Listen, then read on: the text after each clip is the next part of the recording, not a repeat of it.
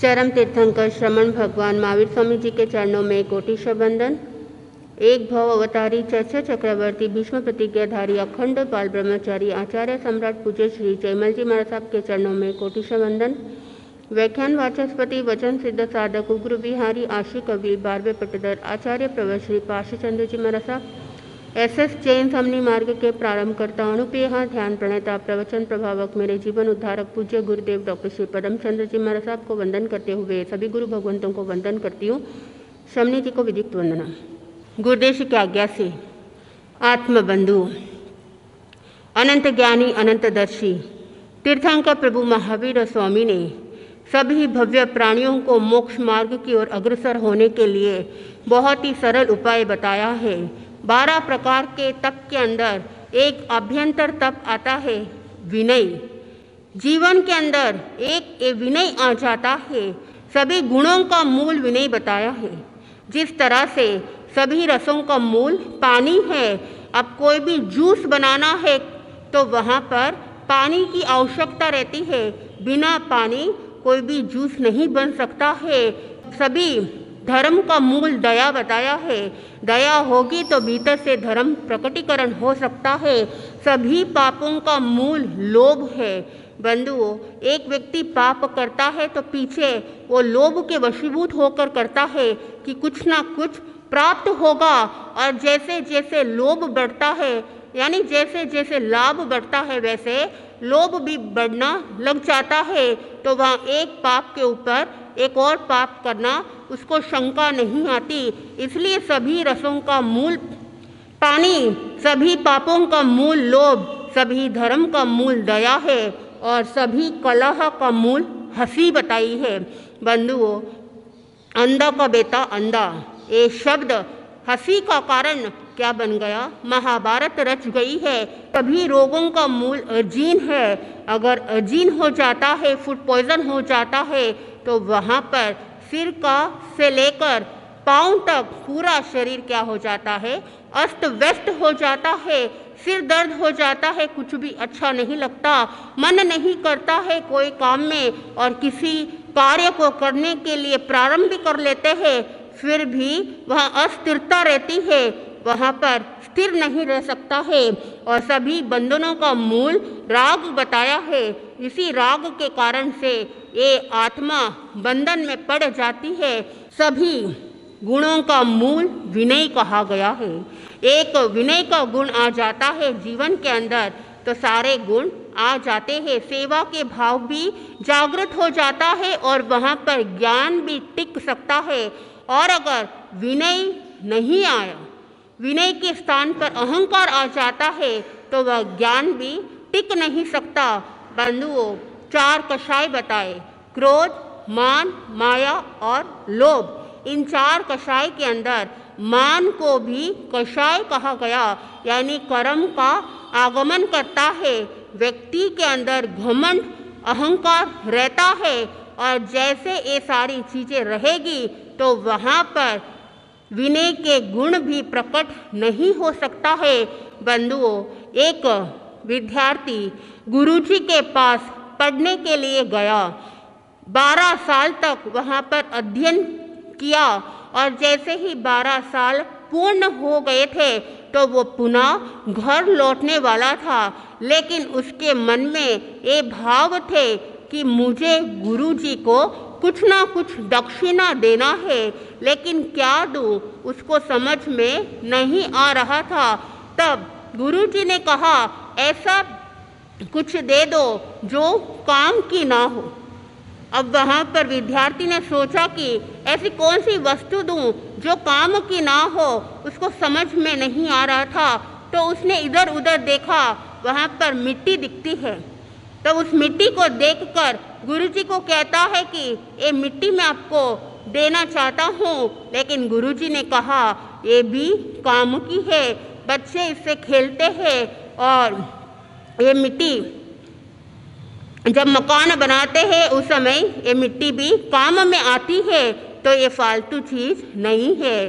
तब वहाँ पर विद्यार्थी ने कहा कि रसोई घर के अंदर राख पड़ी है, वो मैं आपको दक्षिणा के रूप में देना चाहता हूँ।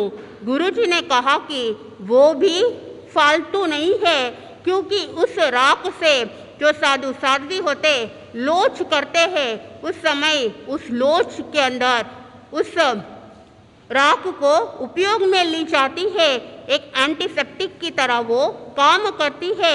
तो वो राख भी क्या है, फालतू नहीं है। तो उस समय वो सोचने लग जाता है कि मैं दूँ तो क्या दूँ। बंधुओं, दुनिया के अंदर कोई भी वस्तु फालतू नहीं होती, उसको किस तरह से उपयोग में लेना वो स्वयं का विचार।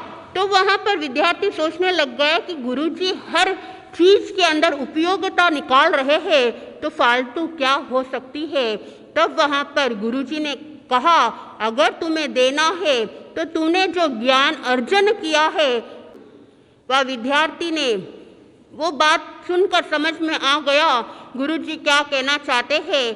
तो वह विद्यार्थी ने कहा कि 12 साल तक मैंने ज्ञान अर्जन किया और ज्ञान अर्जन करते करते मेरे अंदर थोड़ा सा अहंकार आ गया है, तो मैं वो अहंकार आपके सामने समर्पित करना चाहता हूँ। बंधुओं, ये अहंकार अगर हम दूर कर देते हैं तो सीखा हुआ ज्ञान भी टिक सकता है। एक संत के पास एक व्यक्ति आया था और उसकी भावना थी कि संत को कुछ ना कुछ दक्षिणा देना है। बंधुओं, आप तो आते हो, जिनवाणी श्रवण करते हो और त्याग व्रत प्रत्येक अंगीकार कर लेते हो। अब वो जो साधक था उसको जैन धर्म का इतना नॉलेज नहीं, लेकिन सुना था कि संत की वाणी के अंदर वो प्रभाव होता है, सुनकर जीवन सुधर जाता है। तो एक व्यक्ति आया था संत के पास और उनसे प्रभावित होकर मन के अंदर विचार आया कि मुझे कुछ ना कुछ दक्षिणा देनी है, भेंट देना है। बंधुओं, तो वहाँ पर वो कहता है कि मैं आपको नोट देना चाहता हूँ। संत ने कहा कि नोट को लेकर हम क्या करेंगे, हम तो अपरिग्रही है, तो नोट हमें नहीं चाहिए। तो उसने कहा कि मैं वोट देना चाहता हूँ। तो संत ने कहा कि हम राजनीति में उलझते नहीं, उसमें हम कैंडिडेट नहीं है कि हम वोट को लेवे, तो वोट भी नहीं चाहिए। तो वो कहता कि मैं प्लॉट देना चाहता हूँ, तो प्लॉट भी नहीं चाहिए। तो वहाँ व्यक्ति ने कहा कि मैं आपको रोट देना चाहता हूँ। रात को रसोई घर के अंदर रोट रखते हैं, यानी जाड़ी रोटी रखते हैं, तो वो कहते हैं कि मुझे रोट भी नहीं चाहिए। तब पूछा कि तो आपको ना नोट चाहिए, ना वोट चाहिए, ना प्लॉट चाहिए, ना रोट चाहिए, मैं आपको कोट देना चाहता हूँ। तो वहाँ संत ने कहा कि हमें कोट भी नहीं चाहिए, कोट तो आप लोग पहनते हो, जब सर्दी होती है उस समय जैकेट कोट आप पहनते हो, हमें कोट भी नहीं चाहिए। तब पूछा कि फिर आपको चाहिए तो क्या चाहिए, क्या मैं दे सकता हूँ दक्षिणा के रूप में, आप भी बोल दीजिए। तो वह संत ने कहा कि ना कोट चाहिए, ना वोट चाहिए, ना प्लॉट चाहिए, हमें तो आपके अंदर भीतर रहे हुए खोट को दे दो, जो बुराई है वो बुराई को समर्पित कर दो। बंधुओं, साधु संत यही चाहते हैं कि साधक के अंदर अच्छाई के गुण आए और वो अच्छाई से साधक जीवन में स्थिर सकता है। तो वह व्यक्ति भीतर रहे हुए अपने खोट को, यानी नशा, जो वो नशा करता था, बीड़ी सिगरेट जो भी पीता था, वो सारे खोट, वो सारी बुराइयों को अपने भावना के रूप में समर्पित कर दिया है। बंधुओं, तो वो विद्यार्थी ने भी अपने जो अहम है वो अहम को क्या कर दिया, भावना के रूप में गुरुजी के सामने समर्पित कर दिया है। तो ये अहम है, इसी अहम के कारण से जीव संसार के अंदर भी परिभ्रमण करता, इसलिए इसको कषाय बताया गया है। बंधुओं, अभिवादन की सेवा करते हैं, वृद्ध की सेवा करते हैं, तो चार बातों का विकास होता है। सबसे पहले आयुष्य लंबी होती है। जब वृद्धों की सेवा करते हैं, अभिवादकों की सेवा करते हैं, अभिवादकशीलों की सेवा करते हैं तो आयुष्य लंबा होता है। अब आपके मन में विचार आएगा, आयुष्य जो इंसान जितने लिख कर आता है उसको उसी के अनुरूप आयुष्य पूर्ण होता है, तो आयुष्य लंबी कैसे हो सकती है। बंधुओं, आयुष्य तो जैसे साधक की होती है वो उतनी ही होती, लेकिन अकाल के अंदर मृत्यु नहीं होती है। काफ़ी बार आप देखते हो जब रास्ते में सफ़र करते हैं या घर में रहते हैं तो हार्ट अटैक आ जाता है, रास्ते के अंदर एक्सीडेंट हो जाते हैं। तो इस तरह से अकाल के अंदर साधक को जाना पड़ता है।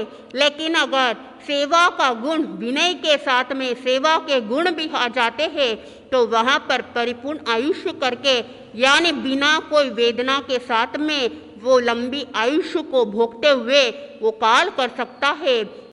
दूसरा बताया है, यश कीर्ति की प्राप्ति होती है, कहीं पर भी जाता है तो उसको लोग पूछते हैं, यश की कीर्ति की प्राप्ति होती है।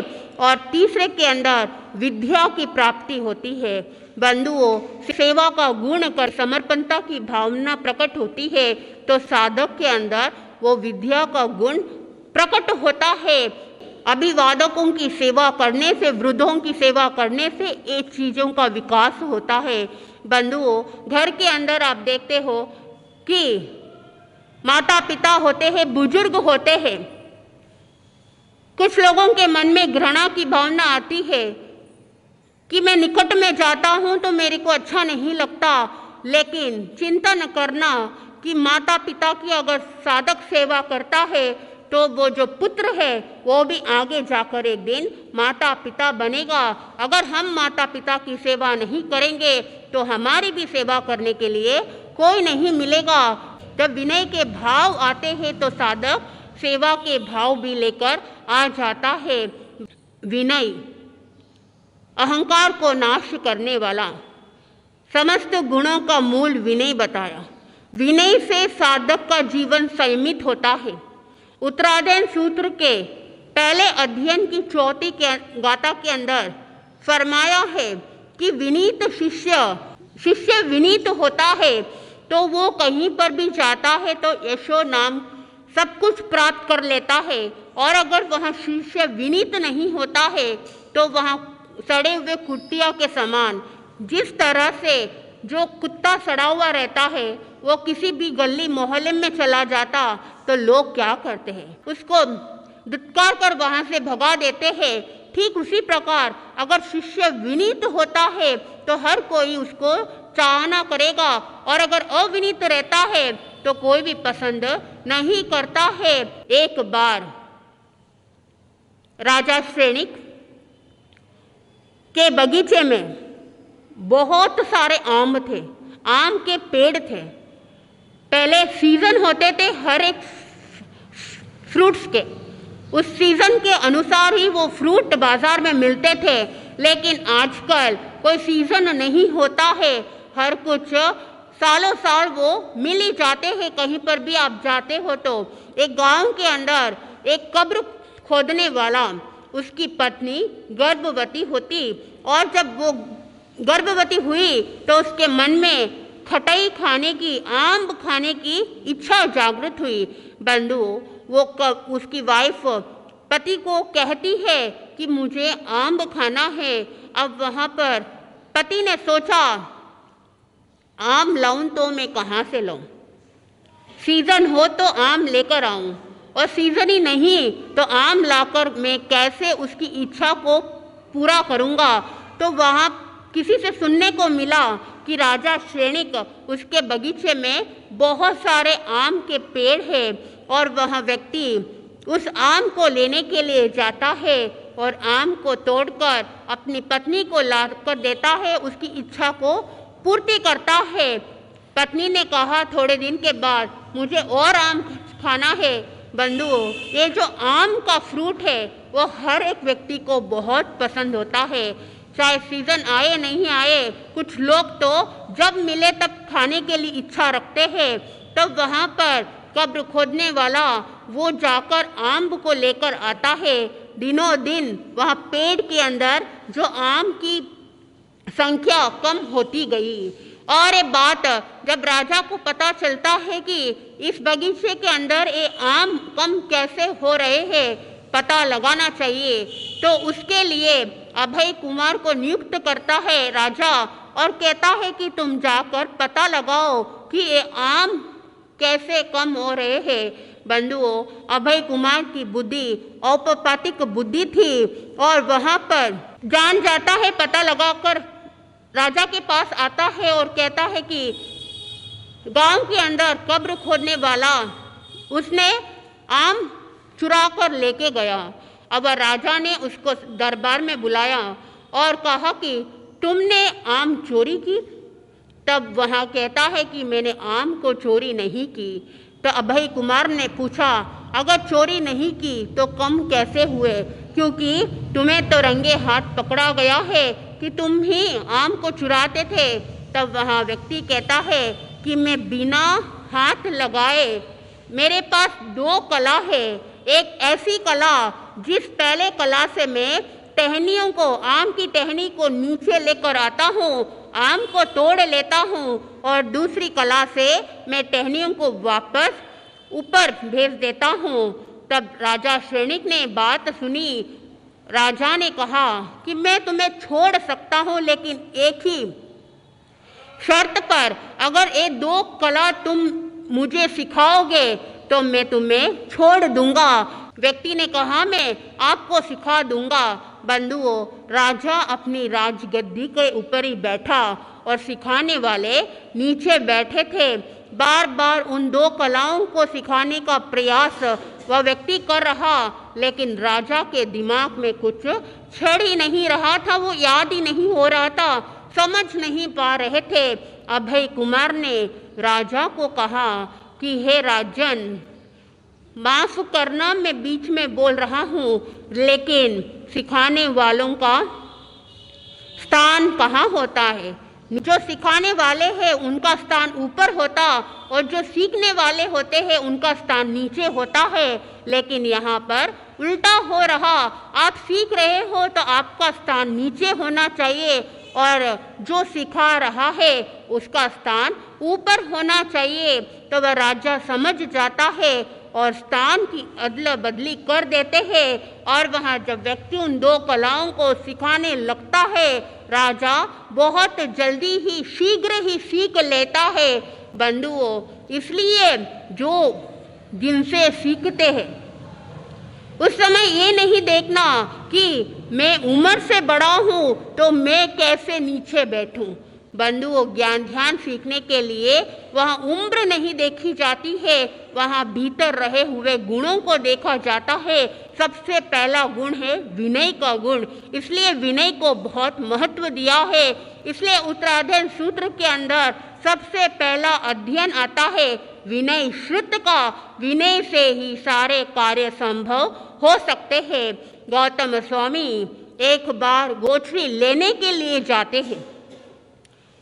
जब जा रहे थे तो वह नगर के अंदर लोगों के मुख से प्रशंसा सुनी आनंद श्रावक की, और वह आनंद श्रावक के पास जैसे ही गए, आनंद श्रावक ने उनको सबसे पहले विधिक्त वंदना की और पूछा कि हे भंते, क्या एक श्रावक को अवधि ज्ञान की प्राप्ति हो सकती है?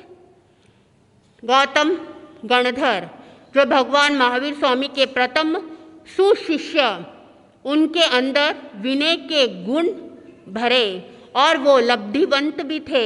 वहाँ गौतम स्वामी ने कहा आनंद श्रावक को कि हाँ, अवधि ज्ञान हो सकता है। तब आनंद श्रावक ने कहा कि मुझे पूर्व, पश्चिम और दक्षिण दिशा के लवण सागर में 500 योजन तक के क्षेत्र को मैं देख सकता हूँ और जान सकता हूँ, और उत्तर दिशा में वर्षधर गिरी पर्यंत तक क्षेत्र को मैं देख सकता हूँ, और ऊपर की दिशा के अंदर सौधर्म देवलोक तक मैं देख सकता हूँ, और नीचे पहली पृथ्वी, रत्न प्रभा पृथ्वी तक को मैं देख सकता हूँ और जान सकता हूँ। तब गौतम स्वामी ने कहा, अवधि ज्ञान हो सकता, लेकिन इतना विस्तार से अवधि ज्ञान नहीं हो सकता है। जैसे ही ये बात उन्होंने कही, मन के अंदर वापस जिज्ञासा उत्पन्न हुई और वहाँ आनंद श्रावक के पास उन्होंने तर्क वितर्क नहीं किया, वो अपने प्रभु के पास भगवान महावीर स्वामी के पास गए और वहाँ पर जाकर विधियुक्त वंदना करके उनको पूछा कि हे भंते, आनंद श्रावक को अवधि ज्ञान हुआ, पूरी बात उन्होंने बताई है, क्या ये सत्य है? भगवान महावीर स्वामी ने कहा, उनकी बात बिल्कुल सत्य है। वो गौतम स्वामी गोश्री लेकर आए थे और बेले का पारना था। पहले ऐसा नहीं कि गोश्री कर लूं, यानी पेट पूजा कर लूं, फिर उसके बाद जाकर उनसे क्षमा मांगू। वहाँ विनय के गुण रोम रोम में भरे थे। उनको मन में पश्चाताप हुआ कि मैंने गलत कर दिया, यानी अवधि ज्ञान उनको हुआ और मैंने असाधना कर दी। तो वहाँ गोश्री रखकर और आनंद श्रावक के पास गए और क्षमा मांगी। बंधुओं, ये विनयवान का लक्षण होता है, दूसरों के गुणों को देखता है, छिद्रान्वेषी नहीं होता है। वहाँ पर दूसरों के गुणों को देखकर मन के अंदर सरलता की भावना आती है कि मैंने गलत किया। आग्रह नहीं, तर्क नहीं, विवाद नहीं। बंधुओं, सरलता। एक बार आचार्य सम्राट पूज्य श्री चंद्र जी महाराज साहब के मुखारविंद से एक छोटा सा चुटकुले कह दो या रूपक कह दो, कुछ भी कह दो, सुना था। एक गांव के अंदर अकबर ने बीरबल को पूछा कि इस गांव के अंदर कौवे कितने हैं? तो बीरबल ने कहा कि इस गांव के अंदर कौवे 100 है। तो अकबर ने पूछा, अगर ज़्यादा होंगे तो बीरबल ने कहा कि मेहमान होकर आए होंगे, और अगर कम होंगे तो विमान बनकर उड़ गए होंगे। तो इस तरह से साधक वहाँ पे तर्क नहीं करता, वहाँ पे सरलता से जवाब देता है। बंधुओं, बड़ी साधु वंदना के अंदर आगे की कड़ी में वली समुद्रपाल मुनि राजीमती रहनेम, केशी ने गौतम पाम्या शिवपुर खेम। आपने समुद्रपाल मुनि का वर्णन सुना, राजीमती और रथनेमी का वर्णन सुना। अब आगे केशी श्रमण, जो पार्श्वनाथ भगवान के शिष्य और गौतम स्वामी के बीच में जब दो ज्ञानी आपस में मिलते हैं तो वो आपस में किस तरह से विनय की भावना रखते हुए एक दूसरों को प्रश्न पूछते हैं। वो जैसे जैसे आप आगे का वृतांत सुनोगे तो आपको आनंद की प्राप्ति होगी। तो जीवन के अंदर विनय का गुण पहले लेकर आना। विनय का गुण आ गया तो समझ लो सब आ जाएगा। वहाँ पर गुरु कृपा और स्वयं का विनय का गुण से साधक आगे तिर जाएगा। तो जैसे जैसे आप आगे के प्रसंग को सुनोगे आपको आनंद की प्राप्ति होगी। मैं अपने भावना को यहीं पर विराम कर देती हूँ।